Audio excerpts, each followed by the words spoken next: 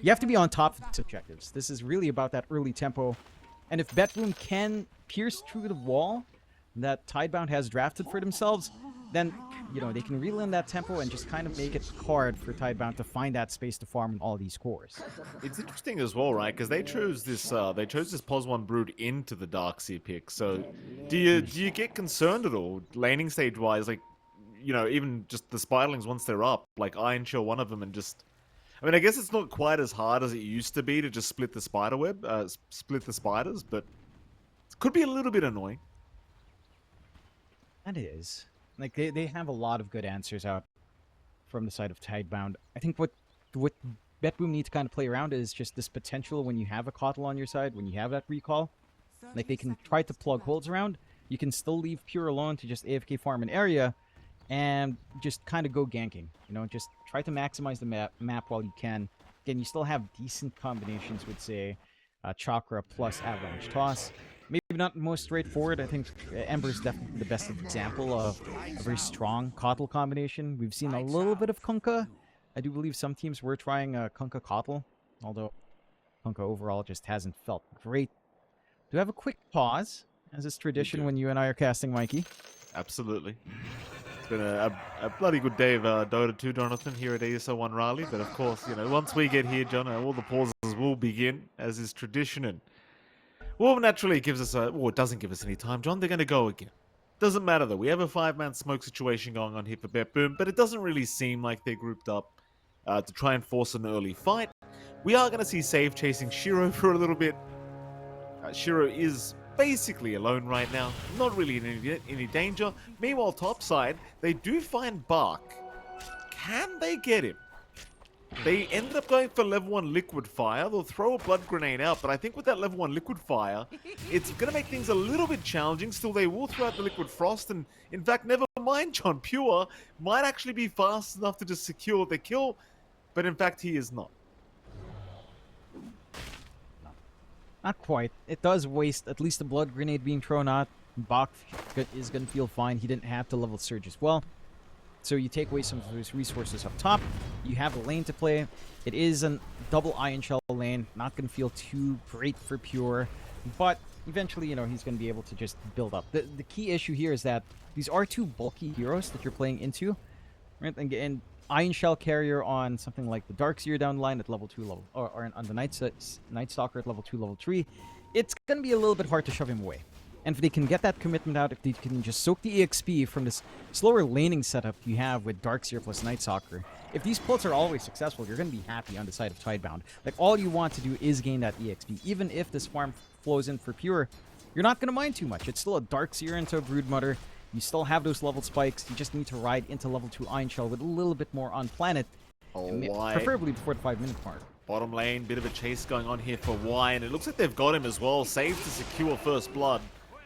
I mean, Y was just taking so much damage from those Eidolons. He was trying to clear them out with the right clicks and March of the Machines, but Miero just kind of stood his ground and just kept hitting him. And eventually Y realized he couldn't really run away. No. I do like that save also just goes for level 1 Blinding Light to get that repositional play, to get the mischances out as well. So counterplay from Shiro isn't that clean. It's not a really strong Chakra lane anyhow. Again, Chakra and Malefice is fine. Chakra and Demonic Summoning, it's not really spammy spells. So you can afford to just look for that reposition. Look for those mischances to play with. What damage on Bark. He does have the Surge up now. You are starting to see the point where things might get a little bit challenging here for the offlane of Tidebound, but well, they are still pulling these creep waves very effectively, so it seems as though they're still getting away with just that. Of course, a lot of work being kind of committed here by Planet to just ensure there's a constant creep wave coming in for Bark, because it's all he can really do. Just pull creep waves, harass Kataomi, pull creep waves, harass Kataomi. That's pretty much Planet's job. He's hit level 2 now at least. Happy days for him. How's the mid lane going, John? We haven't really talked about that at all, but you've had nothing to say in GPK going at it. Seems like for now, it is a very even kind of a thing. And this is what you'd expect from the mid matchup anyhow. Shaker versus Tiny. Both heroes do kind of hit hard, can kind of manage their own. As long as no one missteps all too far, you are pretty happy. Maybe GPK has a little bit more outplay potential with, say, the eventual toss back once he has the value point up. But before then, you're just farming. And rune control is the big part here. Unfortunately, with how tied in the side lanes are, looking for even the 4-minute water rune denial, not going to happen. So if both sides just find these refills every time, then both sides are fine. It's your most stable lane unless something comes in to break that equilibrium. A stable start, though, does mean that GPK is probably slightly better off. Again, he has this potential to tie into the Coddle anytime. There's that global gank attempt that can happen once you have level 6 on the Coddle, and even just Chakra on a Tiny can feel pretty damn amazing if GPK wants to make that movement down to bot at maybe the 6-minute, 7-minute mark. So an even state is pretty favorable, but you're not too unhappy here. There's nothing to say. Top lane. Bit of a chase now on a Kataomi. It looks like Kataomi's still okay for now, but the Iron Shell's really taking him away as Pure going to try for the chase, but he's silenced. Oh, perfect play here from the top side. The team tied. I mean, we're very close call for both these heroes, but they barely make it out. It's that timing we were talking about. Just level 3 on Bach, level 3 on Plant as well. Before the 5-minute mark, during that first night, they're trying to get a rotation out onto mid. They're going to be okay. I said Pure was silenced, by the way. He was silenced, John, but it wouldn't have mattered anyway. He had no real spells to throw out. Seems like he just kind of got burnt out by the Iron Shoals as, whoopsie daisies, nothing to say. Getting tossed back into the tier 1 tower, maybe not anticipating save. To be waiting on the high ground, and he will get punished for it. In fact, he had vision. He had a ward on the high ground spotting out that vision of save, so just not anticipating the Avalanche toss combo. Not showing respect again. Just that early tie-in with Chakra now at level 2, the extra bit of mana you have, the lower cooldowns does allow maybe a slight miscalculation out from nothing to say. Evening out the game just a bit for the side of BetBoom. Again, for the side of BetBoom, that kind of kill feels pretty good. Your Tiny gets to ramp up a little bit faster into the 6, into that added damage. Every time I look down to that bottom lane, like, why is got to be so careful? It just feels like he's always slightly out of position. As Shiro, speaking about a position in a spot of danger, might just be dead. Gets a bit of stick charges off. Save, one more hit. Oh, the blood grenade. Perfect aim here from Save.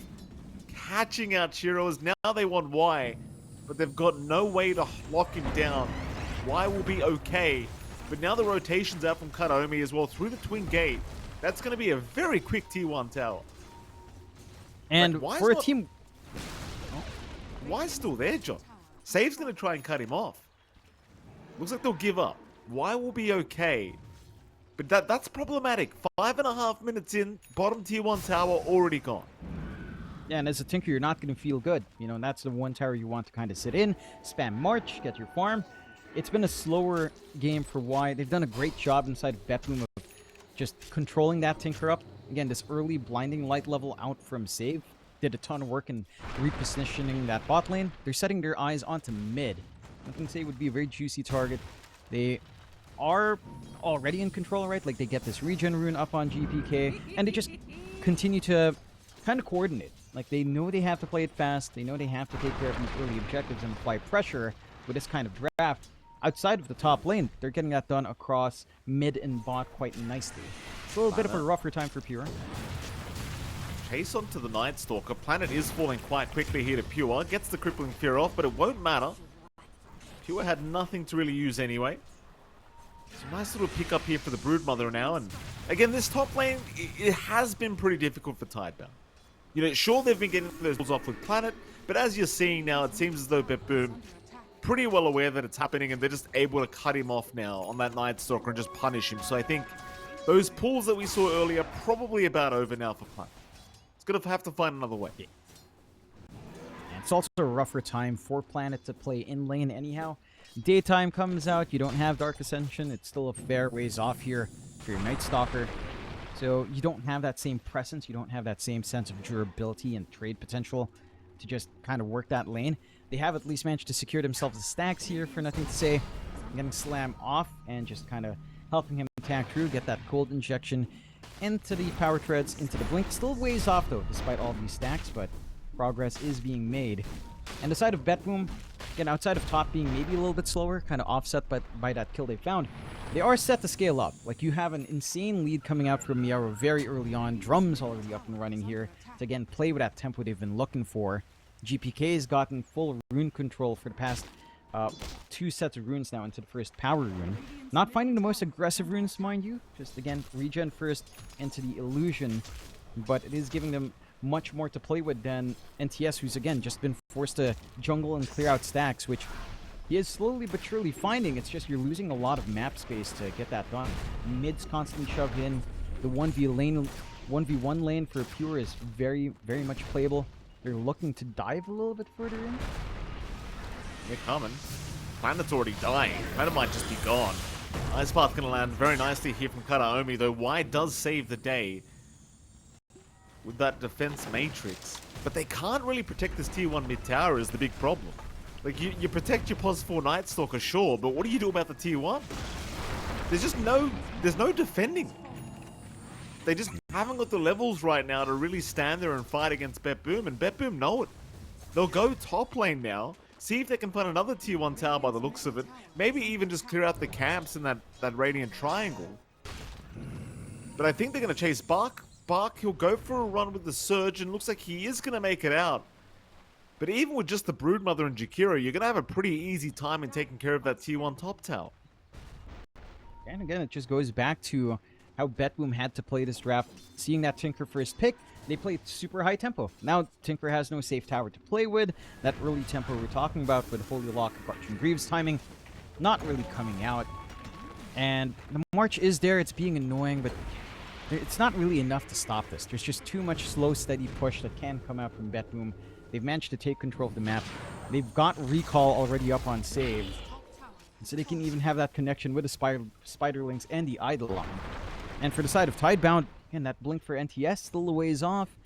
You still have a lot of farming to do here on Shiro to be that menace to clear out these plump ups as well. Like Battle Fury's still not quite there. You have to wait for the blink afterwards. And, you know, kind of want to take those fights into, say, the first Storm or Roshan. All you can do in Tidebound now is just find farm where you can, because you're not in position to fight. You don't have the auras fully done on Bach. Again, that blink timing for the Shaker isn't quite up. And your support duo can't really set up anything for you if these cores don't have, like, the items necessary to follow up. At the least it's nighttime. Planet does have Dark Ascension. Maybe you can use that as a launching point, but again, with the state of your farm right now, with what your cores have, it doesn't feel like there's any big connections you can really line up for. Maybe you could play with Iron Shells and a Vac Wall. That's about it. We might just get Black Hole here, and Miero, no hesitation, just pops it as soon as he sees the Surge being committed. And Bark, I mean, you could make the argument at least he gets Black Hole committed, but I think Miero is he just wanted a reason to use it. He hasn't had the chance for the last couple levels. And there you go, first Black Hole of the game from Miero, gonna lead to a kill onto Bark. BetBoom, they are making this game look pretty damn easy right now. In fact, bottom lane may be a fight to break up. Perhaps they can find Karaomi. Dark Ascension has been popped. Problem is GPK is there to help out, plus save. Shiro, he's going to try and chase Karaomi, but they haven't really got too much damage to throw out. Shiro needs to leave the area, but Avalanche is going to land. They'll finally kill Karaomi, but can they get Shiro out of there? I think the answer's no here, John. Shiro is gone. Why's going to try and TP away? He's going to make it at least. But you've lost your Pos 1 Ursa. You got to support Jakiro for your trouble, but it's not really worth your time. Yeah, you had to pop Dark Ascension as well for a Planet to kind of get that trade back, so you don't have to worry about that for a very long time. And Planet's trying to scout out. He sees the stacks. He can't really stop it. He doesn't have anything to block these camps either. Again, full map control is just seeded away. It's like, it's 12 minutes in. You can't even cross into your own damn jungle here for the side of Tidebound. BetBoom are choking this game out. Like, they go all in on this high tempo draft with this aggression that Pottle Recall provides you, with the uptime for the constant spell spam that Chakra provides as well. And Tidebound, again, they open with that Tinker. You feel secure. You even have Darkseer into Broodmother and Enigma, and none of these solutions to the push really feel like they've connected in any way. Trouble again. Gonna be an easy kill here for GPK. Just the toss-up will get the job done. And, oh boy, the game's getting even worse. Bottom lane now. The Orchid is up for Pure, so he's got a great silence here for Shiro, who barely makes it out. And it looks like Y with the Holy Locket is going to give him just enough HP to dissuade the Spiderlings from continuing the chase. But Pure already showing off that Orchidon. And I'll tell you what, John, had he had a few more points of that insatiable hunger, I think it might have actually just been enough damage. Would have been. I like this. Again, BetBoom, they're still smoked up. After that little bit of poke, they're still on the hunt. Shiro's not going to be too safe. He really just hasn't left the area. I mean, BetBoom seemed to know that he's probably still hanging about, and Shiro, still sticking around for that camp, is going to find out the hard way that BetBoom were checking around once again, and sadly for Shiro, he's died another time now, Jonathan. Third death of the game for our Ursa. BetBoom showing no signs of relenting. No. Bach? Bark in trouble. Yes, he is, Bark. Black Hole from Miero. Maleficus was on cooldown in case you were wondering. Again, I think Miero, he'll just commit that every single time. He doesn't care. They don't need Black Hole, John. They don't need it. They really don't. I mean, again, the key thing is just to stop any sort of opening for the side of Tidebound. None of the cores are farming well. Like, nothing to say he's just been hitting that jungle. He has his blink up. He's trying to go for Eul's for more control. And some counterplay as well, if possible. Counterplay to the Orchid, but that's not enough to be a launching point. Battle Fury for sure, at least it's just lacking the recipe gold, which isn't too much. And maybe you can start to accelerate, catch up, and farm. Clear out these Eidolons, clear out these Spiderlings if you can hunt them down here. Again, some solutions starting to present itself, but you're 5-9, 5k lead up for the side of BetBoom. Shiro. They're going to be keeping this momentum up. I think Shiro is very happy that GPK decided to clear the creep wave, but maybe not! Shiro! Why? That Shiro might need to check his confidence levels a little bit there, Jonathan. I mean, you saw GPK. Maybe he thought, because the Avalanche toss was already committed, maybe he thought, I'll clear out the creep wave. It's only GPK. He's got no spells up. But I think at this stage of the game, you've got to assume BetBoom are just together. Because that's exactly, like, they've been playing that bottom side of the map the whole game. That they have been. And again, it could be down to the factor if you're playing against Kotl, you're not respecting, say, Recall plus Chakra and how low cooldowns can get off the back of that. True. Just how spammable Avalanche tosses. There's just almost no downtime. They'll try for a smoke out. This is going to be the big blink reveal for Nothing to Say. And to make it worthwhile. See if they can. They're going to find a great target in the Tiny. The GPK, he's a tanky boy. Miro's there with the pipe to back him up. This does not look like the fight that you really wanted to see as Tidebounders. Why? Looks like he's probably set to fall first. He'll heal up, Nothing to Say, before he does go down, but he is definitely going down. As Planet, meanwhile, trying to chase Chikiro. Kanaomi will get the Ice Path in time into two heroes. He won't even tie for this. Meanwhile, you do have an Echo committed on Pure. So Pure does die. Big kill here for Nothing to Say. But it's still a 3-for-1 trade, certainly in the favor of BetBoom.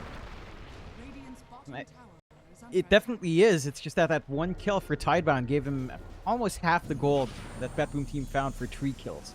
So it's still a meaningful thing to find. The fact that Nothing to Say pretty much gets that solo is really important as well. To get into that first build-up of Eul's, it still doesn't feel great for the side of Tidebound. BetBoom now take control of the Tormentor. They're going to get a nice free shard for themselves for Kataomi. So a little bit more coming out with Liquid Fire and Liquid Frost together now on every auto attack. It was a little bit funny to see Nothing to Say kind of bait Pure in. Like, Pure was thinking twice, like, do I chase him down to the camp? Do I have enough? All the auras are away from him, you know. Pure kind of bites out a little bit more than he can chew. But it's still costly. Like, it's a big kill for Tidebound. They just need so much more of that.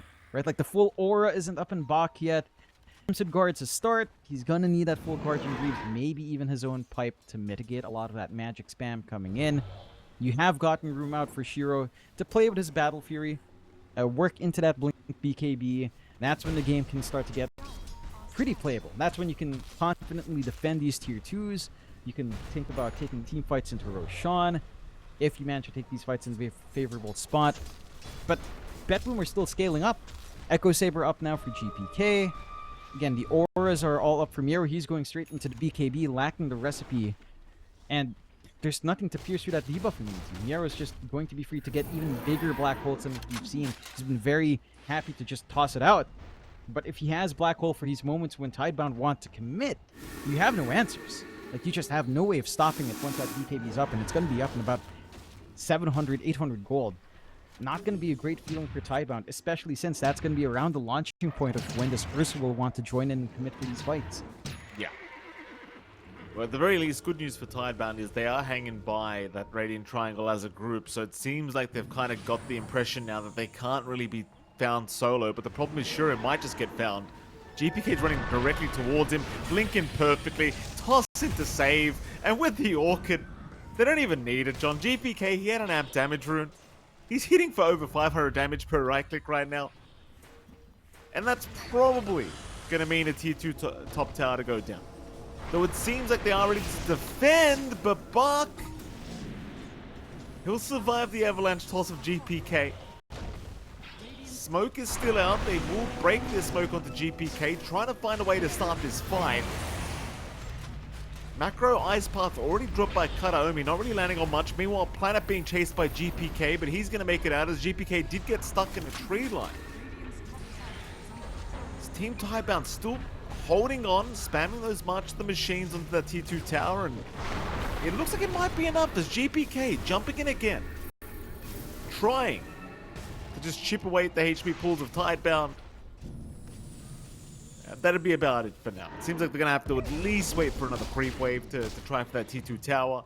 But whether BetBoom actually decide to back off properly or not, well, it looks like they are. Looks like they've had enough for now.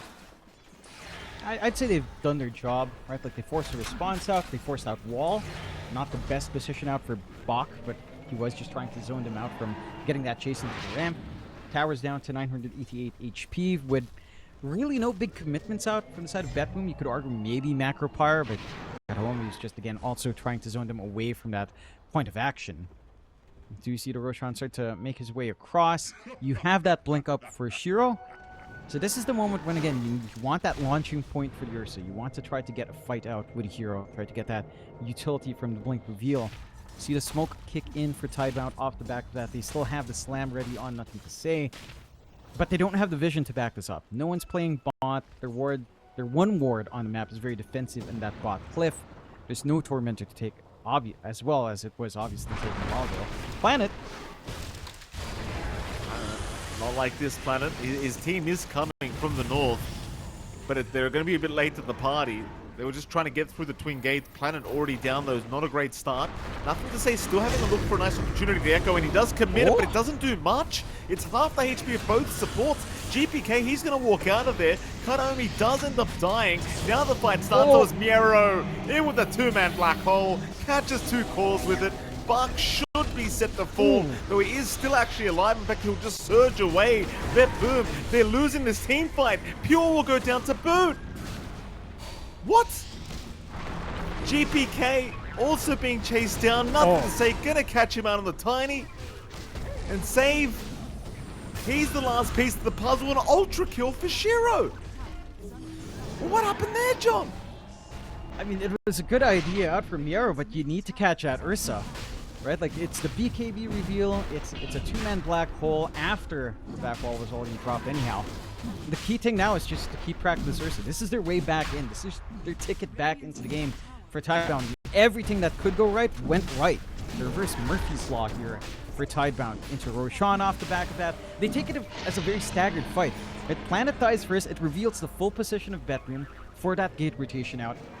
They managed to isolate them out because they're busy kind of pushing in waves, so they're not disciplined in their positioning. Allows this angle in for the slam to actually fly over. Allows the isolation play for Shiro to just run heroes down, reposition himself out before the black hole comes in, and re-engages right after. That was him taking that fight without BKB. BetBoom, they lose their gold lead entirely. You're back in the game now for Tidebound. They still have to maybe take more objectives off the map. The mid-tier one's going to be a hurting point for a while. And they did lose their bot tier 2 earlier on, but they're at the point where this Ursa can actually carry the game for you.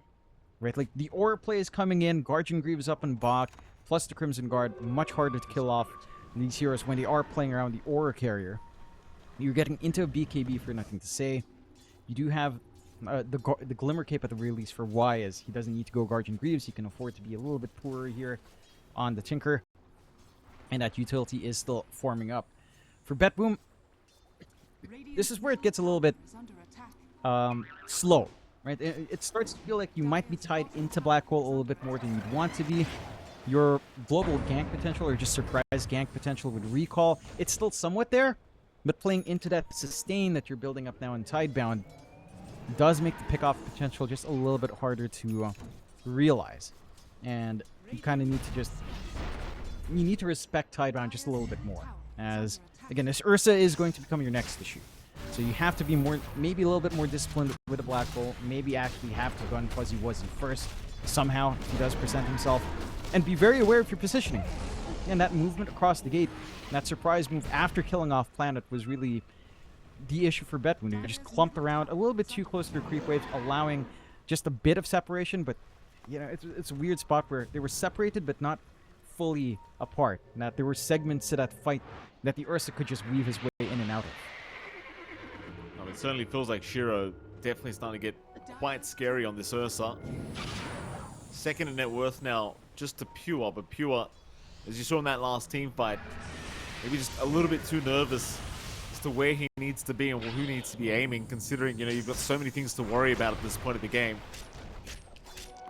I'll tell you, I was not expecting a big turnaround this game. It was just looking so dominant from BetBoom the whole time. I thought there's no way they're going to be able to force this fight without Planet, but suddenly Tidebound back in the game. So I believe Shiro did spot out GPK. They've got a nice ward on that dire triangle. They should have seen Pure as well there for a moment. Nothing to say he's going to have a look. Maybe just looking to commit an Echo Slam here onto the Brood, but doesn't yet. Instead, they're looking at save on the Keeper now. Pure's going to be there as well. Pure, though, will run away. And had that been a second later, that could have been a very scary time for Pure, but he does make it out just fine. They are going to stick around as well for the Tier 1 bottom tower. It looks like the side of Tidebound will be able to secure their third Tier 1 tower of the game. Just again, evening out map control a little bit better here on Tidebound. You can start to see the fact that BetBoom aren't the ones initiating anymore. They're sitting back, they're farming, they're trying to work the map out, they're trying to get some key items in before they start to take these fights again. They've got the full BKB up on Pure. They're going for the full Bloodtorn now as well for a little bit more output, especially on the Spiderlings. But they're not in control of the game. They are showing a lot of restraint into this Aegis timing from Shiro. It has led to the point where, yes, your Broodmother is farming up top net worth still, but you have to wonder, will that Broodmother be enough? Because now the issues you were talking about earlier, Mike, play in. You're playing Broodmother into Darkseer, you're playing that into a Tinker with March. Yes, earlier on you were finding answers for why, but those clears for the Spiderlings are there, even with some aura play coming in, even with a pipe up on Yarrow. You can't just willy-nilly shove out anymore, and that means you're not camping lanes as hard. You're allowing a lot of room to breed for Tidebound. The question now is whether or not your Broodmother can scale the same way as the Ursa does. And it's going to have to boil down to smart team fights here from the side of BetBoom. It's going to have to boil down to the ace in the hole of BKB Black Hole from Yarrow, which again doesn't have an answer in this game. And that's your one big tool here for BetBoom. The fact that there is no debuff immunity pierce on the side of Tidebound. So it's just a matter of finding that angle, if you can find it at all. As at the moment, Tidebound has been the ones roaming around the map. They might be able to start to secure themselves this next Tormentor as well, and they will. So they'll manage to reel in the second, get some more gold flowing out, and get that free shard going their way, getting good use out of the Aegis expiry for Shiro to reset as well. As now you will have to contend with the Warp Flare you were great. joyfully chatting about, Mikey. You like this, don't Best you? spell. It's the best spell in the game, John. This Warp Flare garbage. Well, let's see what happens here with why. I mean, I'm joking when I say it's the best spell, John, but it is very annoying in the middle of a fight. Very, very annoying. That's for sure. That it is. Ice Frog's finest creation, Mike. Oh, absolutely. Like, they can't just like make normal spells for this hero. It always has to be something ridiculous. Yeah. Basically it, eh? Feels like it always has to be. You know, it's just, yeah, you're at the point now where you can solo def here for Y. You saw all the Spiderlings just expire and some of them die. That presence we were talking about in split pushing from BetBoom's gone. Again, BetBoom had such a strong understanding of what they had to do in the first 15 to 20 minutes of the game. It's just, again, they didn't manage to get the catch they'd want. They didn't expect Shiro to have as much as he did, or have as much output as he would have with just the Blink and Battle Fury, and that just sets him back. Lead now on the side of Tidebound. If you look at our graphs, it is favoring Tidebound just a tad bit right now, 54% to 46, but you can see how drastic that reveal from Shiro was at the 20-minute mark. Just that team fight alone just really evened out the game. And for BetBoom, as the game scales on, again, I don't know if this game gets any easier for you.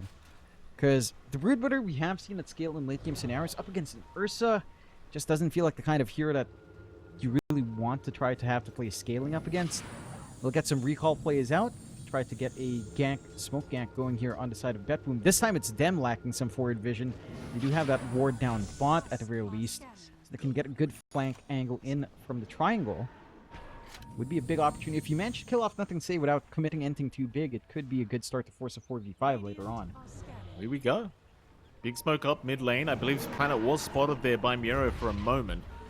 Counter smoke now. Miero can't afford to get caught first. They'll jump in Planet though. The Night Stalker almost gone and Planet is down. A nice start for BetBoom to this fight, but it seems as though they've seen enough. They'll go back to the creep wave. They want to start a push by the looks of it. There is a buyback available on Planet and he might just be willing to commit it.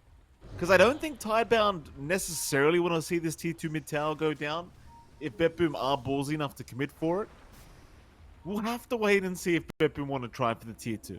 But Planet can return for a fight if he needs to. Yeah. I will say, the scan from Tidebound did save themselves. Like, again, losing your Pause 4 Night Stalker at this point, not the biggest deal. I mean, the silence is a pretty big tool to take away, but he didn't up Dark Ascension right before dying at the least. You know, you didn't really expend anything. Same thing goes for Tidebound. Oh, for BetBoom, right? They have Black Hole. They have everything they could ask for. They find the space to clear out top tier 2. With all these spiderlings spammed out. So you are still shrinking that map down slowly but surely here from the side of BetBoom at the very least. And they are keeping up with the farming pace that we are seeing from Tidebound. So, not too bad kind of recovery after that initial fight from Tidebound to kind of get back into game. The key thing now for Tidebound is that next Roshan. Right, like you have the Ursa, the pressure's on you to kind of utilize his ability in the pit. It's kind of down to Tidebound to take a fight right before the objective is back up, right before BetBoom can maybe get a stranglehold in terms of control in that areas. BetBoom are going to go again. Here we go. 5-man smoke. Planet again, the closest target to them. GPK, they're going to jump in onto Bark instead. Bark losing a lot of HP. Will get bursted down. 50 seconds without buyback for the Darkseer. This should be the opportunity for BetBoom to take down that tier 2 mid tower.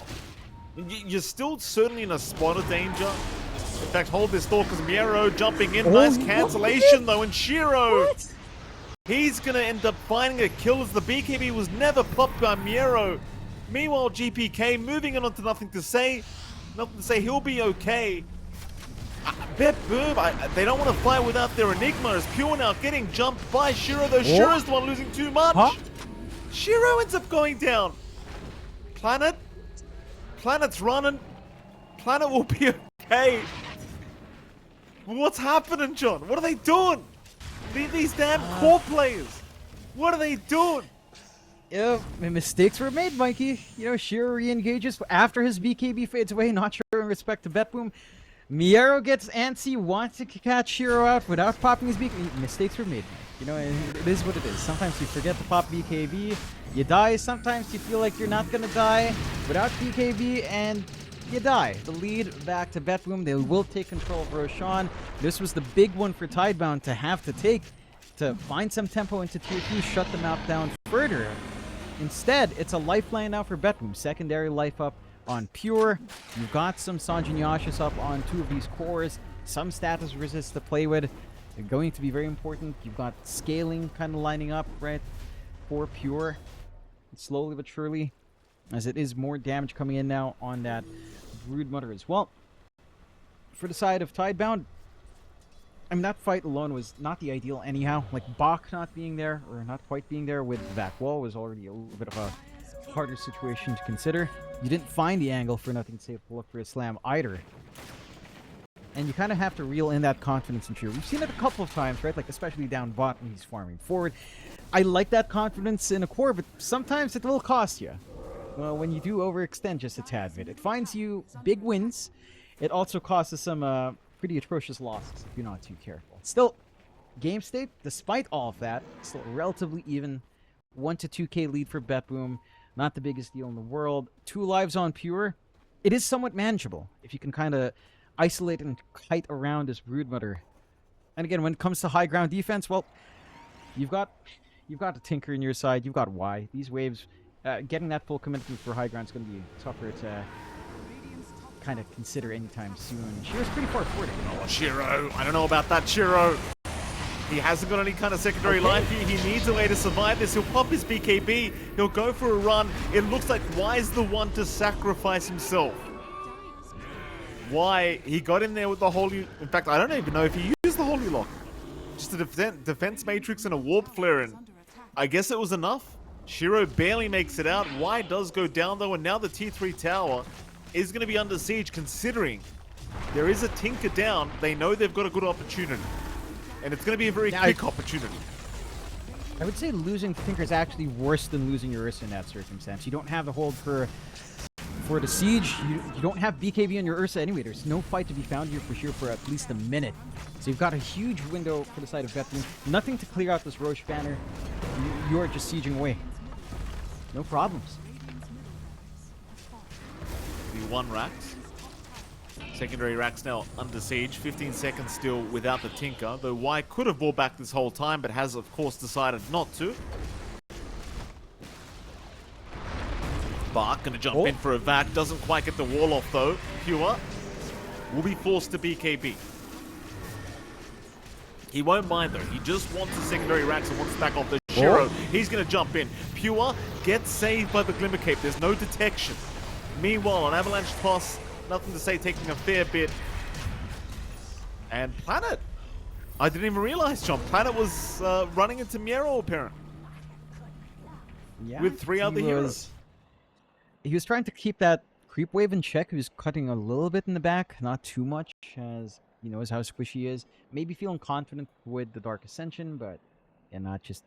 He's not that valuable right now on Planet. Bottom net worth hero overall, 4k behind the other supports. On the side of BetBoom, been a little bit of a slower game. Can they go for a third? Do you think you force him?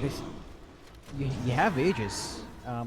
There's wall will be back up, so that's the concern. Slam is still ready and Nothing to Say, and the Tinker's back up. You don't quite have the banner as well to help secure that bot.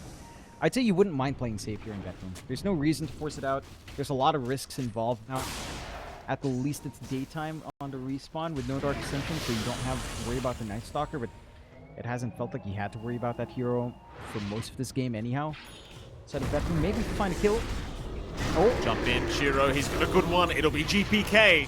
Going down. Pure now being chased as well.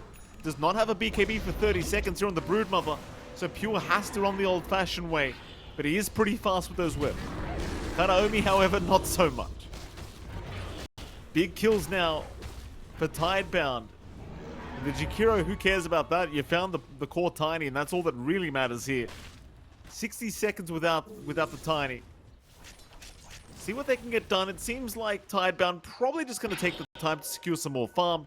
Of course, they did lose quite a bit of net worth in those previous engagements, and they are 2 racks down. So they'll take the chance to just farm up. Shiro wants an MKB up to really feel confident to be able to burst somebody down. Of course, there is a butterfly available on Pure, so that MKB going to help and probably do wonders. Or Pure, he's okay. Nothing to Say, did not have the Echo Slam to commit. So he just wanted to try and clear out the Spirelings with the Fisher, but doesn't quite work out. But speaking of Nothing to Say, he does pick up a full Refresher Orb now. So you do have those double Echoes. Miero also having the Aghanim Scepter available on the Black Hole. That's always going to feel very, very nice with the added damage output. So items are coming up as Pure. He's going to lose his Aegis. I believe it was about to expire. It doesn't really matter. He was like 2 seconds off from expiring, so time was just right. Getting themselves a free Tormentor as well. Nice solo. You don't waste anything. You're not wasting HP or time with other heroes. Free Shard for save is pretty damn annoying. Recall having 2 charges. Not that it even needed that. So even more reapplications of Chakra on hand. More heroes you can drag in for just global gank potential off the back of 1 hero. It's going to feel really good. Not that it feels like they've needed to do that anyhow. Like, a couple of rotations have paid off. But when you have full map control, you can kind of just find the angles naturally. Maybe it just allows you to farm a little bit more Maximus here. Or maximally farm a little bit more efficiently here. Full Nullifier up now for Pure. As you do get the Sight of Vice running up as well on Y. So some control options presenting itself, which is very key. We've seen some issues in trying to lock a player like Pure down in this match. Tidebound, BetBoom though. I'm going to gun for that smoke. No big objectives to take, but if they do win this team fight, bot will open up. It'll force the buybacks. We'll be able to take that last objective. And for Tidebound, again, they need to kind of play this right. They don't have that full MKB yet, and Shiro that you were talking about here. Shiro's very far forward here, John. That's the primary target. They're going to jump in. Black Horse committed. Miero, he just wants the Ursa ASAP, but he needs a bit of backup in terms of the damage to Palmer because Shiro is still well and truly alive. They'll take rid of Y instead. Miero is down though. They've lost their Enigma. A 1-for-1 thus far. In they go for more. Nothing to say getting caught out by GPK. Will be okay, but Shiro in the middle of nowhere. Nothing to say. He'll jump in with the double echo, but it's not going to be enough. There was no Spiderlings. There was nothing crowding the area. A full team wipe for BetBoom off the back of GPK. A nice attempt by Tidebound, but they threw everything but the kitchen sink eventually, John. It just wasn't enough. BetBoom just proving to be positioning too well in that last fight. Here we go again, though. A 2v4 scenario. Tier 4 towers under siege. Pure's going to get started. The Crimson Guard really doesn't do too much. I guess it does against the Spiderlings at least. But now it's over. How do you defend as 2? Oh, Shiro gets Ice Pathed up. Nullifier out as well. He'll pop the ulti. There's your back up. They're buying a bit of time, at least for Planet and Y to potentially be back up. But you're going to be playing without your Earthshaker. BetBoom, they will retreat again. Here comes Planet, here comes Y. And in fact, BetBoom, they've left the base. They are not going to continue pursuing the Ancient. And they have not really confirmed Megas either, as now Planet. He'll be okay. Pure going to start on the tier 3 tower bottom lane. Now he wants the racks. Yeah. Just playing safe. It does buy time. This position's really hard to play in for Tidebound. 2 sets of super creeps coming in. You've already lost 1 tier 4. At the least, you have Tinker Darts here. So clearing out these waves, not the biggest deal. I think for BetBoom as well in that last fight, you were talking about great positioning. The fact that the follow-through for Shiro was a little bit slow probably caused that unnecessary death on Miero. Like, Miero getting that jump is pretty big. It's just the rest of his team wasn't instantly ready to follow through, and that did cost him at least 1 life, but it doesn't matter too much in the grand scheme of things. I think for Tidebound, their positioning is just not great at all. And we're just seeing this from Shiro over and over again, aren't we? Like, Shiro constantly moves forward to farm, maybe further than you'd expect a carry to play when you're in a position where you're behind or slightly behind. He's taking these risks to build up, and it's always kind of putting Tidebound in situations where the fights don't feel great. MKB now up for Shiro at the very least, so if he does get the opportunity to focus on Pure, he should be able to get that damage in. With BetBoom, they're going to line up for a smoke as well. If they find the wins here, this could be it for game 1. Tidebound have to be a bit careful in the response. There's certainly not many buybacks available here for Tidebound. They've really got to choose very carefully as to how they want to try and force this fight. Well, BetBoom, they're the ones looking to start the fight. Here comes the smoke out from Tidebound now, so they're looking to wrap around through that river. They'll get onto the dire side of that mid lane. In fact, they might run into GPK. He's in Silver Edge form though, so he is invis at the moment. In fact, GPK also has an amp damage rune bottled up, so that's not going to be very fun to fight into. That'll be a very hard-hitting Tiny in just a moment. BetBoom will hold the Radiant Triangle instead. Meanwhile, the Spiderlings are just moving into the base. There goes your Dark Descent from Planet. They find Miero. Miero is committing the Black Hole, though, and that is... Ooh, actually, Miero just dead. Shiro does find one. GPK could be the next target. A nice back wall out. They want Pure. Pure's going to run to the high ground, though. He'll be okay. Running back in now, looking for Shiro. In comes NTS with the Echo and Pure. What? Pure is down. Shiro's looking for more.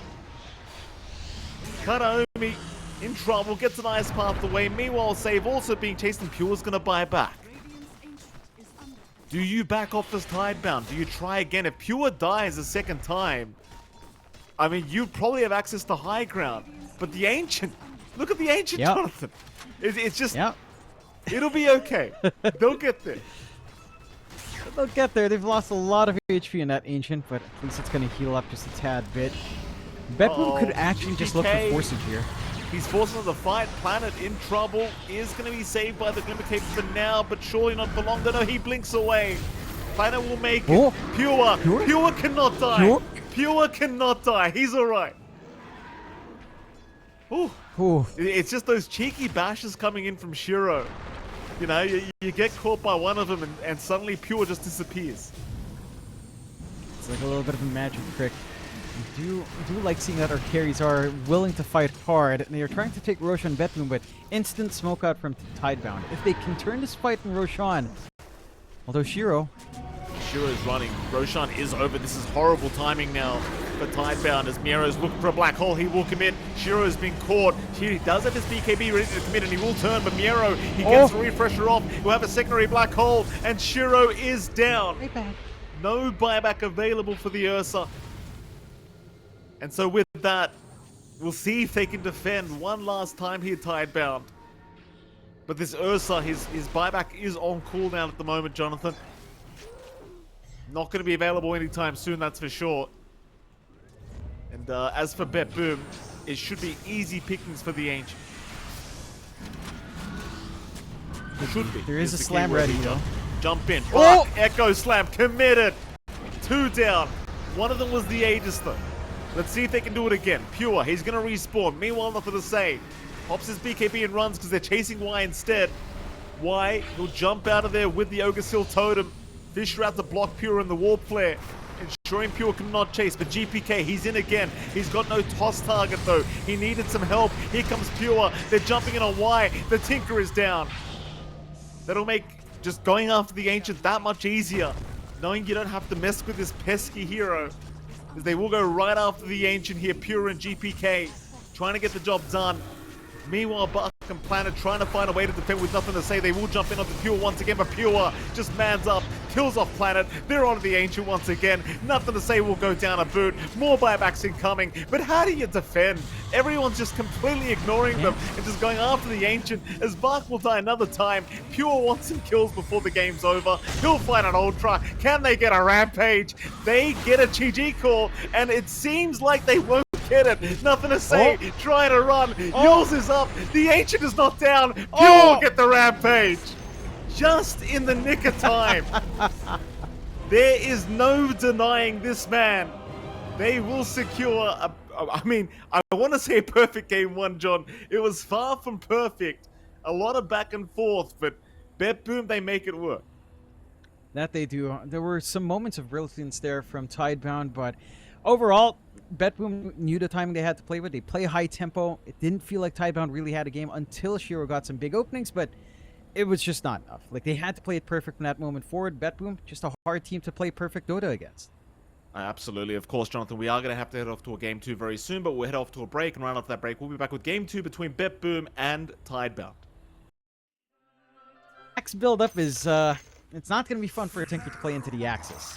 Because Beastmaster's not going to care for Laser in that case, and he's really not going to care about too much about the March if he will go all in on Axis on GPK. So, I don't know about this Tinker mid. I mean, we have seen it work before.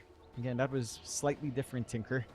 Yeah. It still has that build-up you can go for, but... And it is nothing to say Tinker, right? Like, is it really right for us to doubt it when it's nothing to say? I'm Tinker's different now. I'm not doubting nothing to say. I'm sure he's going to put on a performance on this hero. I just doubt the hero's performance in the mid lane. That's Yeah. where my issue lies. Because I don't know the build-up for nothing to say yet to really feel confident. Obviously, John, you can see he's queued up a blink. So chances are there's a blink coming. We know that. That I can almost guarantee you. There is a blink. But what happens after that for NTS, I don't know. As they are going to run into each other. Smoke on smoke. BetBoom not quite backing off, but eventually they will. Save only copying a nasal ghoul, and that's going to be about it. It still looks like they want to maybe force a fight at this top boundary rune spot. GPK is also hanging about. But it seems like Tidebound, they are the much more confident team in this position. They will walk away, but there is a 3-for-1 boundary rune trade anyway, as Miero was able to swipe one away from Shiro. So you do come out with a better start anyway for BetBoom. Yeah, which is what you want to see. They got themselves a really good start last time as well with all of the bounties, so could have been worse for Tidebound. At the very least, they snag one. We'll take a gander at that mid lane of Nothing to Say up against GPK first. Beastmaster versus Tinker. Not a mid lane matchup you see too often. Mind you, we have seen a little bit more of that Beastmaster mid. Again, it was ran a while ago in one of the Group A matches. I do recall seeing that, and it did do pretty damn well. You and I, well, I did see this in the Southeast Asian qualifiers for Dream League. It did not go through from Mikado, but Talon was also looking pretty shoddy that day. And this one should be fine. This is a fine match for Beastmaster. The boar is maybe not as effective when you've got laser and March spam, but once you have access up to, say, level 2, it starts to feel pretty damn good for GPK. Spam those spells out, Tinker starts to cop it, and you can just kind of melt. It should be pretty straightforward. There's going to be a push threat as well from GPK if he does go like a 3-2-0 build. There is a steady siege that can come out just from the boars around that he will have to kind of camp Nothing to Say right on mid. From lane, Miero's going to survive. Save now the one in danger, and Miero can't really stand around to help. Save going to try and trade here with Shiro, but Shiro not really taking too much damage from these images. These illusions, they're going to be just fine though to survive. BetBoom barely surviving on both heroes, but that's going to allow Shiro to free farm this creep wave at the very least quite effectively. And well, Miero, he has to bring out himself on the courier. Thankfully, it won't be too long. He does already have himself healing up. And, we'll be back to the laning stage, but 2 salves wasted here on the side of BetBoom at least. It's a pretty big economy loss for them. It's going to feel nice for your Clinks to kind of play poke. This is a really nice lane as well for Clinks to play. You've got melee safe lane support to kind of help you out. You do have drinking buddies, so it's something like tag team to give you more damage, but you still get that bonus anyhow once you've got the value point up. And I will say, Shiro going for the suppressive fire is pretty interesting. I think you and I, when we cast C, you don't tend to see this facet too often. It can be really strong once that short timing is up. So, or just, when you get your strafe up, the mischance can be quite devastating for something like the Shadow Fiend later on. So that's one thing I'm keen on seeing as well. They're doing a great job of just managing the aggression down here, though, from the side of BetBoom. Like, Miero is tanky as all heck with Rum. Having that innate just makes shoving away this offlaner quite hard. But you also can't do much to stop Shiro. You walk in, you're melee, you get a tar bomb tossed in your face, you get these skeleton minions, skeletal art around you, and just get slowly poked. And it takes a lot to kind of try to commit there. A little bit of a fight over the Lotus. Saved us snag it, nicely enough. He does.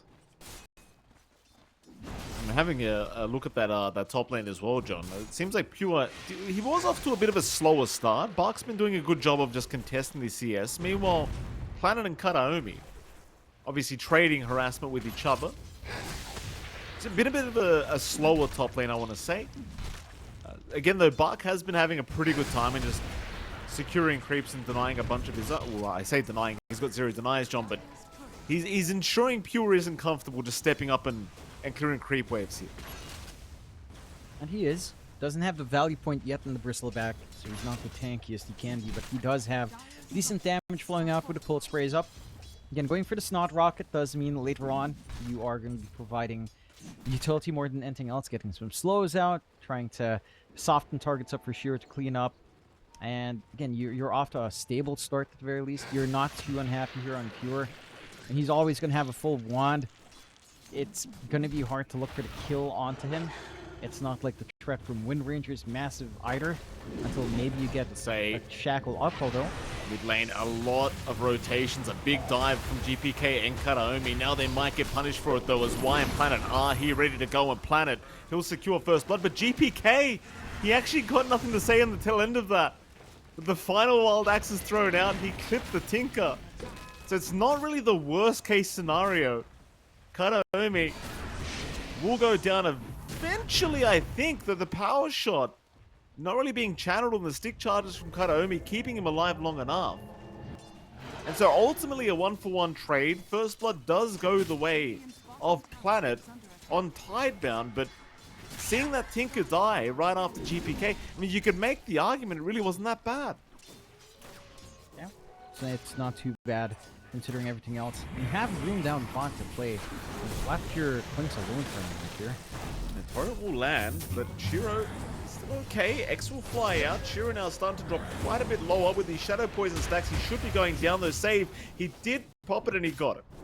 I thought he almost got saved there for a second, but Save did catch him. So that'll be your Clinks going down. And that's an important kill to see. The Clinks was having maybe a bit of a too good of a time down that bottom lane. And that's the hero you kind of need to keep down. That's where your tempo will be coming from here on Tidebound. Right, like Clinks only needs maybe one minor item to really get online, to get that connection out to probably the Bristleback lane's the best one there. So you're just offsetting just a tad bit. You see that commitment on mid. You know how squishy the Clinks can be. You get that punishment going for yourself. A strong start for BetBoom so far, 1-2. You are getting room out for Nothing to Say to start to farm up. He's got level 6. So you can just start to keen conveyance his way around the map.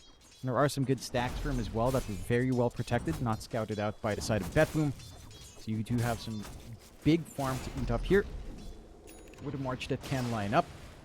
For the side of BetBoom though, they are getting that gate movement across the map. There is a really good early ward here planted by Y to spot that rotation.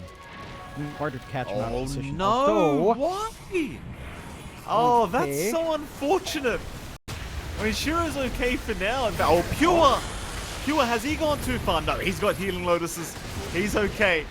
Shiro and Y will be the ones to go down, but Bark with the rotation, trying to at least chase Miero. Problem is Miero's got 3 heroes right around him, ready to help whenever Planet though moving in from the north. A nice shackle onto 2. Bark's dropping quite low now. Pure's still trying to man up against the Bristleback, but now Nothing to Say is becoming a pretty big problem with this much of the machine spam. Pure just needs to hide. Planet will find him though. A double kill for the Wind Ranger.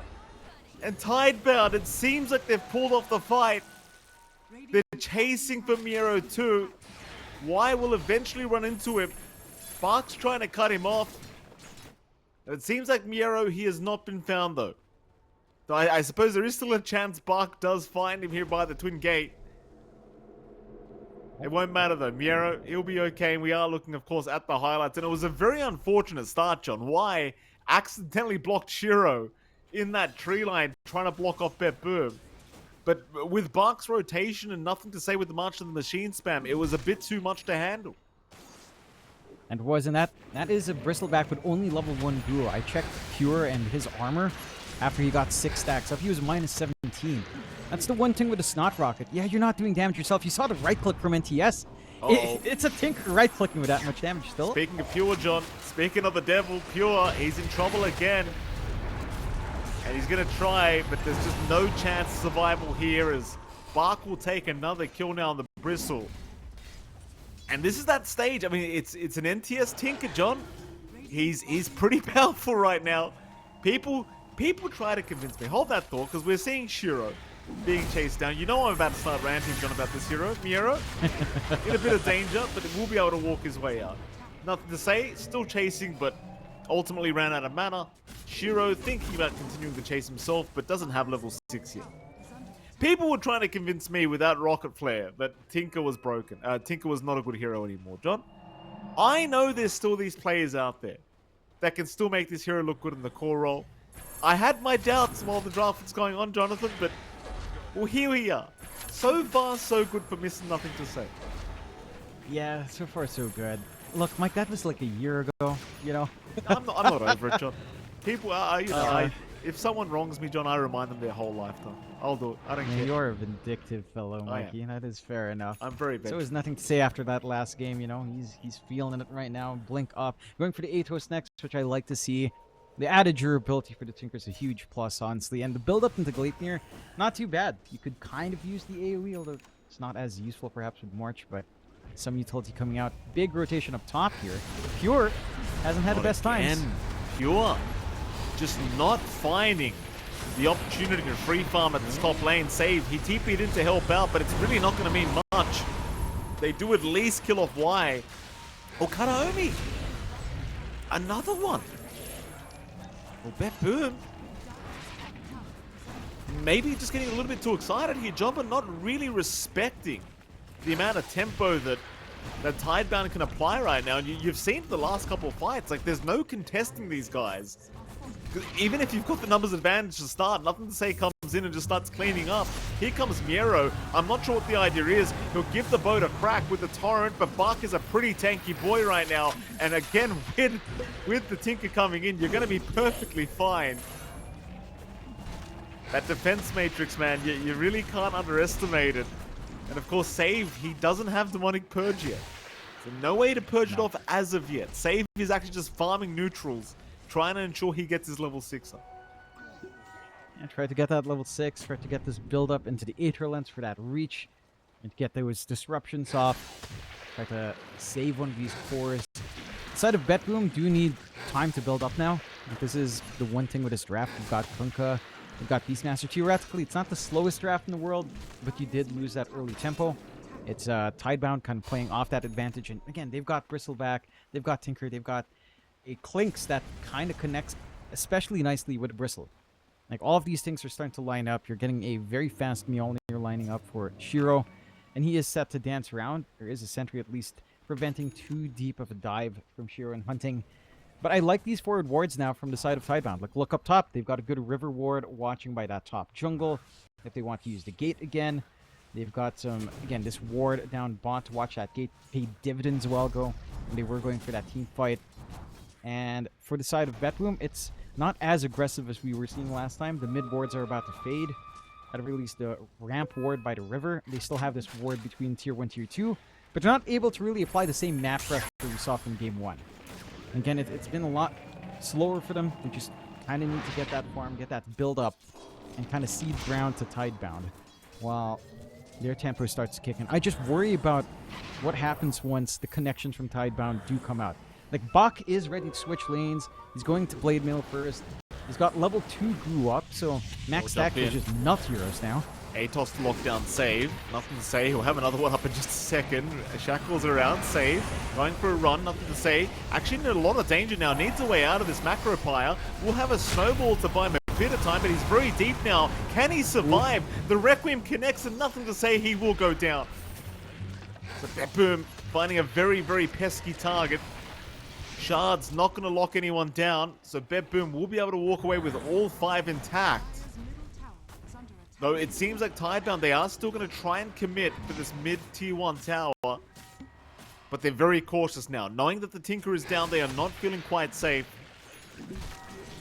That's something for nothing to say as well. Like, even with that defense matrix, you are not going to feel quite invincible as you'd like to, as Karaomi now getting caught by Shiro might just be set to fall, to the Skeletal Archers attacking somebody else in the meantime. They'll just lock him down. They do find Karaomi. Now Miero dropping low as well. Miero! He also dies here, John. In fact, Save's not out of danger yet either. Power shot is gonna miss. Okay. It happens. It happens, John. Don't pretend you haven't done that too. No, I'm not. Huh? Yeah, it happens. You're always everyone. on your high horse. You're always on a high horse. I can't afford a horse, Mike. Why are you acting like I could afford a horse? Get your Why ego would I in be check. on a high horse? What Get does that your mean ego in check. to be on You a would have high missed horse? the power shot as well.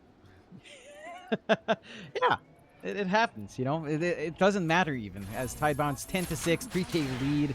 They're at this point where you kind of have to take care of Bach. At the same time, you kind of have to ignore him, because every single additional stack of nasal glue is starting to really really wear to your defensive. You don't have that much armor to speak of here on the side of BetBoom at the moment. And again, this early tempo is in full gear. You've got damage coming out to Chiro.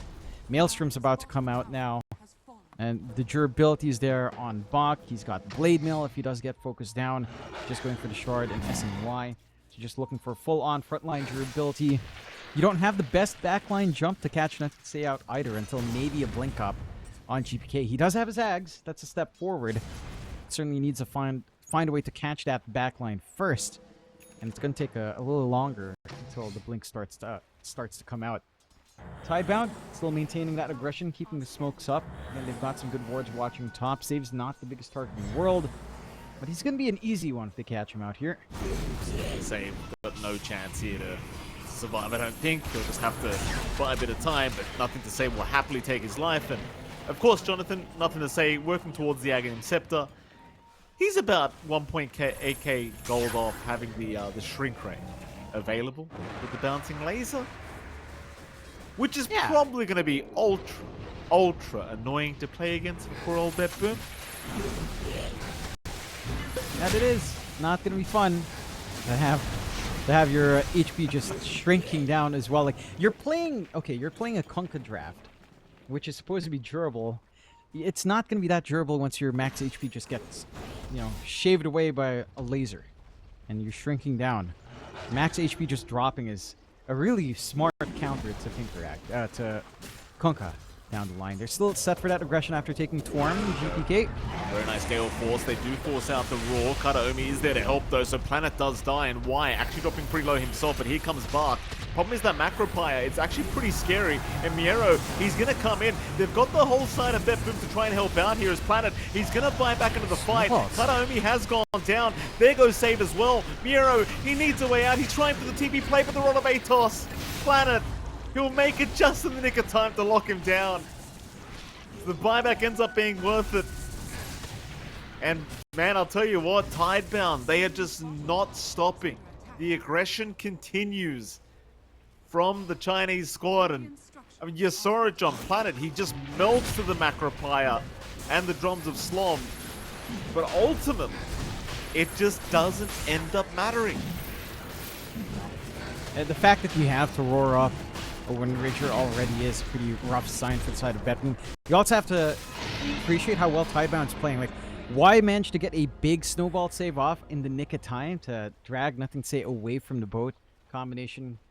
Just buys that space for the Tinker to get the defense matrix back up, get the March of the machines going, get the laser spam going. And this fight is coming out without the Ags on nothing say, which he will have in like 25 gold. So you're going to have that shrink ray up. You're going to have your max HP just constantly called down. There's a 6k lead for Tidebound at 17 minutes. A measurable lead at this point in the game. And for BetBoom, all they can do is farm. Pure, he's trying to work his way into Manta Shadow Blade. Again, that blink for GPK that we were talking about is starting to rear up. So at the least, you have this way of jumping onto the Tinker somehow and pinning him in the backline, as that backline jump is lacking on the side of BetBoom. You're going to have the Shard from Miero up as well relatively soon, so Tidal Wave to reposition is going to be nice as well. Whether or not it's all enough remains to be seen, as Shiro's just on the hunt. Certainly is. Kataomi. Dropped for now, Shiro. Dropping low, still has that Aegis. We'll lose the first light. Problem is now nothing to say is here, and this is when trouble really starts. His Bark also finds save, so you don't have that Shadow Demon to try and help you out. Kataomi's going to buy back. They will take down Y. Problem is GPK, he's starting to really melt in terms of the HP department, but he will run his way out of there. So the buyback committed by Kataomi, it does kind of force Tidebound back and to kind of reassess the situation. But ultimately, the buyback, it doesn't necessarily feel that worth. You don't really get anything out of it apart from maybe forcing a retreat. Yeah, I mean, you buy some time for yourself here on the side of BetBoom, but Tidebound also don't need too much time to kind of sit back and wait. Like, they've got pretty low cooldown spells. They don't really have anything to sit out for. Maybe Focus Fire, but even that from Planet isn't the most impactful anyway. So they can look to actually re-engage relatively soon. Mind you, no secondary life on Shiro does make this a little bit tougher. Oh, top lane, Miero, is he okay? Blade Mail, I mean, it's causing some issues, but not so much for nothing to say. Is Miero is down. Nothing to say. Easily taking him out with the laser. Meanwhile, apparently Kataomi felt like dying back here, John, because he's been caught out. He's down. Yeah. Well, you try to help out. You just die back. At least it's early days right now, so 50-second respawn. Despite a dieback isn't too bad, but Tidebound, they're showing up. You know, game 1, we saw some hints of that right in the latter half when Shiro was starting to get online. In game 2, this time it's Tidebound that's in full control. They'll take a top tier 2 in exchange. And the side of BetBoom, just again, it doesn't feel like they have play. BKB next for Pure, going away from the Shadow Blade idea to sneak around. More forward vision coming out from Tidebound, watching the very sneaky part right behind that tier 2, just to secure that push. 7k lead still maintained. And for the side of BetBoom, I'm not sure what the answers are. Right, like you're playing durability, but now you're playing into Tinker Ags, so your max HP is going down. It's not like that's damage that Ghost Ship blocks off with the Rum buff. It is just straight up your max HP dropping low, so you're a softer target. You're easier to play burst on. Oh, Pure. Pure. Oh, he's been caught off real bad here, Pure. He's going to pop the Requiem, try to buy himself a bit of time, but I don't see it happening here, John. Pure is just melting. Nothing to say, not even bothering to rearm for another laser. He just knows that the guy's dead. My goodness. I mean, you know what, John? I mean, you and I, we had our doubts during the draft for this core Tinker pick, but, well, nothing to say. As usual, Jonathan proves us wrong without saying literally anything. Yeah. It's still a menace. It reminds me of those TI quals with Yoa. This is kind of the performance we're seeing. Except for a little bit more damage, although. Uh-oh. Have I jinxed him? Whoopsie daisies, nothing to say. Is he No. going to make it out? Torrent's going to land. He's still alive, but no, he's gone. Oh, I've done it, haven't I, Jonathan? GPK, he's in trouble. But so is Shiro. Shiro, he'll get the death pack off just in the nick of time, and now Miero's the one in danger. Miero's gone. Never mind, it's still a good fight here for Tidebound. A save is going to be okay. My goodness. Yeah. Got. Yeah, you just all they need to do on the side of BetBoom, Mikey, is for you to talk about nothing to say, and for you to praise him multiple times, you know. And the funny thing is, we were talking about how we used to curse like 9pandas BetBoom when we cast him.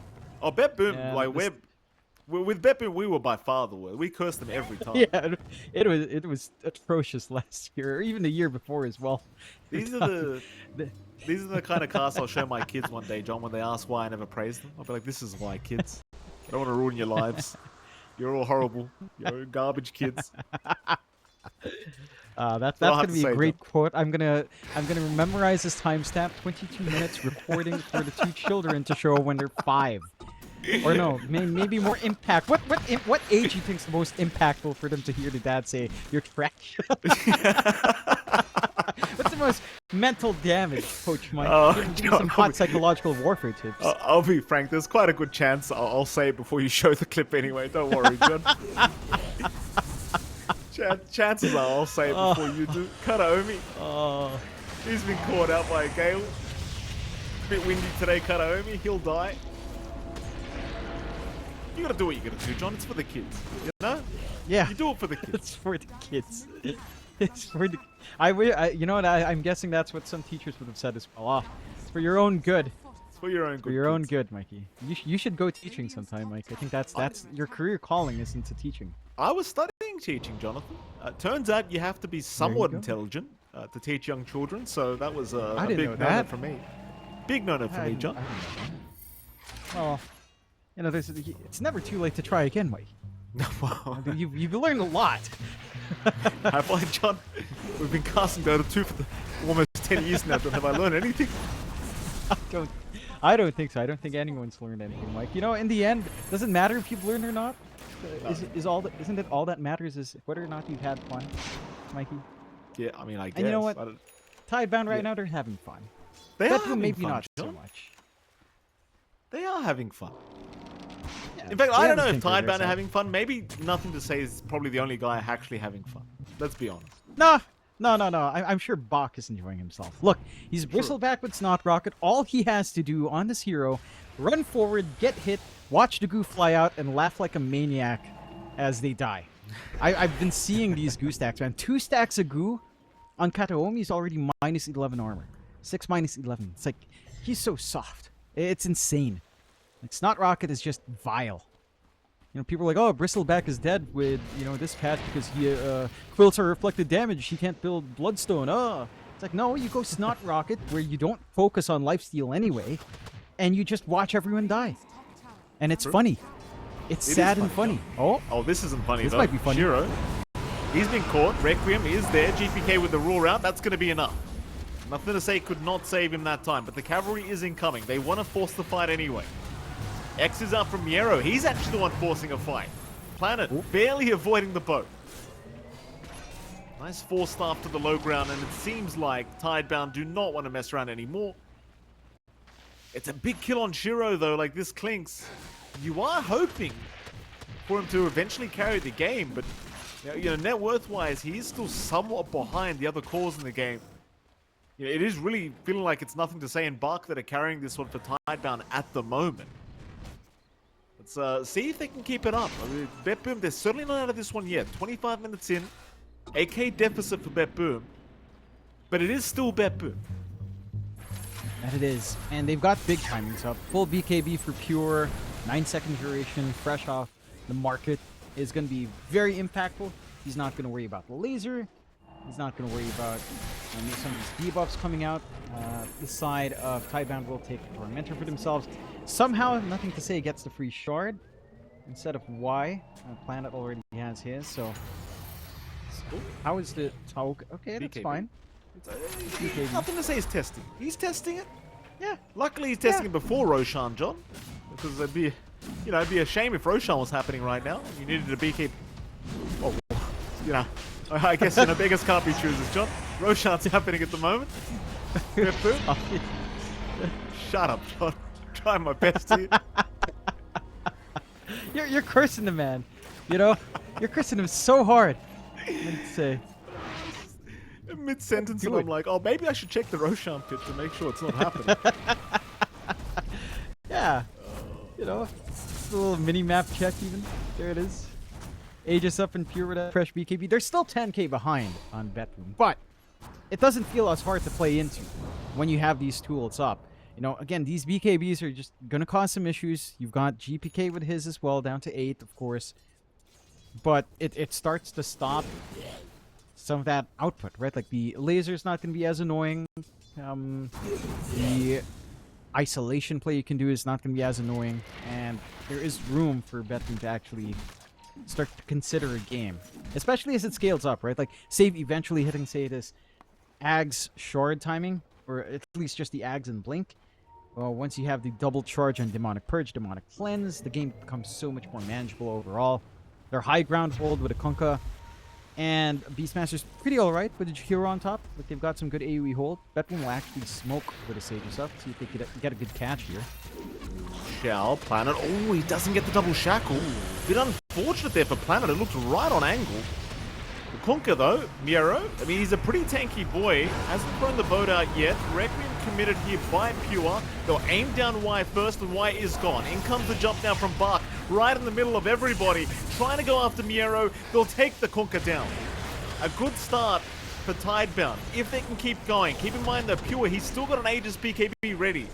And Bark narrowly avoids dying. So they'll leave with a 1-for-1, certainly in favor of Tidebound, considering you got a support for a core. And that's going to be about it. They don't want to feed any more lives away. Problem I'm seeing, though, for Tidebound, John, is BetBoom, they are still defending. You know, at 28 minutes in, yeah, you lose a T2 tower, but it really doesn't feel that one-sided. No. Certainly not. They're finding the angles into these fights. Again, they're getting a little bit more durable as this game goes on. You've got some aura play coming out, like the Crimson Guard helps massively against the Clinks. I think the key thing for Tidebound is they're very constrained in that they have to really connect Shiro with Bob.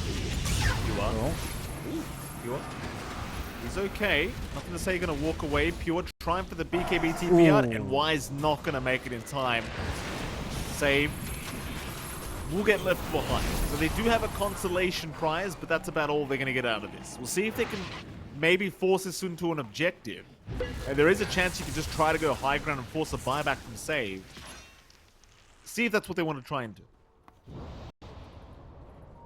They've got an opportunity. They're going to get a little bit of a shove out down bot. Maybe not the safest play. Requiem's coming off cooldown. Again, BKBs are on cooldown, but it's only a minute. You don't have the biggest window in the world here for Tidebound to capitalize. At the same time, BetBoom with the Aegis is also not getting much, right? Like tier 1 top is still standing. They're not able to just kind of shove that in. We've got the steady siege coming in with Bach. He's got some good right-click damage to kind of leverage. Fortify already forced out one time. And that tier 3 is still set to fall. You need to find an angle out here inside of BetBoom. With the Shadow Blade up in Q, perhaps you can bank on this. Jump in, Roar is out, they've got Y. That's a good start. Can they deal with Bach though? Bach with the BKB, happy to just go at war with Miero, but Miero is surviving through it just fine. He's a very tanky Kunkka. Doesn't even bother consuming boat yet either. And that's going to be it. Y going down is more than enough to force them back on the side of Tidebound. Yeah. And they've managed to shove in decently into this tier 3 mid, right? Down to 300 HP. That's them playing into the Aegis as well. So they are getting a lot, actually, against that. Pure will at least sneak out a mid-tier 1, which has overstayed its welcome at half an hour in. But the Aegis only has 40 seconds left. There's not much of a window for Pure to play. In fact, he has to be a little bit cautious being this far forward here. Well, he's very far forward. Pure does juke out the Rod of Atos very nicely with the Manta, but the Gable is just dragging him back. Pure! He's going to lose the Aegis. That's not the start you would have hoped for here as BetBoom for this fight. Pure, he's going to be forced to BKB and try to go for a Requiem. Meanwhile, NTS does get caught by the snowball. Y will save NTS, at least for now. This will turn on Miero now, and a perfect shards as well. Blocking Miero on the low ground. Meanwhile, GPK still trying to get NTS, but he TP's out of there just fine. He's not going to die. Meanwhile, GPK still going, still trying. Glape need to lock down 3 of them. Miero in trouble again. Buck getting to work, and nothing to say is back into the fight. It's all over for BetBoom. This fight is well and truly done. Sure, Pure, he'll survive the end of it, but he lost the Aegis, and it's cost them 3 heroes, and none of them have buyback. It's a big opening for Tidebound, and that's Tidebound losing their Clinks straight up. Right? Like that's their big source of damage. That's the connection with the Bristleback and Clinks broken apart. And you still have enough damage to carry through. Your 2 supports are pretty physical based on output. Bach does have some decent right-click himself as well, with a Warpath still there. So you still have ways of playing. Now the full side of Vice up on Nothing to Say. Even more control kicking in. That should give him enough int as well for the max cooldown reduction on everything. So uptime on all of his utility is fully there on the items. And again, this is the point where the game is getting really annoying for the side of BetBoom. Silver Edge is going to be up in Pure. You have the break mechanic to deal with Bach and all of those goos flying around in the middle of these engagements, at least. There is that. Whether or not that's really enough, though, I'm not sure. It doesn't feel like that's really going to be it. And you will buy yourself a few windows to kind of try to burst Bach down. But it feels like in that window, if you're going to focus down Bach, then you're going to allow Shiro to actually dance around this game if you're not careful. And it feels like, yeah, you know what? The Bristle, the goo is an issue. But you've been taking those fights without the Clinks. If you leave this Clinks alone, and he's the one that survives through, even without the goo, there's enough damage here for Shiro to feel really happy in terms of just melting heroes' faces apart. Here we go again. They're looking at Pure. They jump in. Hex is out from Nothing to Say. It's going to make life very hard for Pure, but he does still manage to get the BKB off and run, at least for now. Y is the one in danger once again. He is going to be just fine, though. He's actually taking through a lot of damage, but GPK jumps in with a Roar to finish off the job. Problem is, Bach now can just run forward, and Pure is looking pretty damn dead. They'll save him with a disruption for now, but eventually Pure will just melt.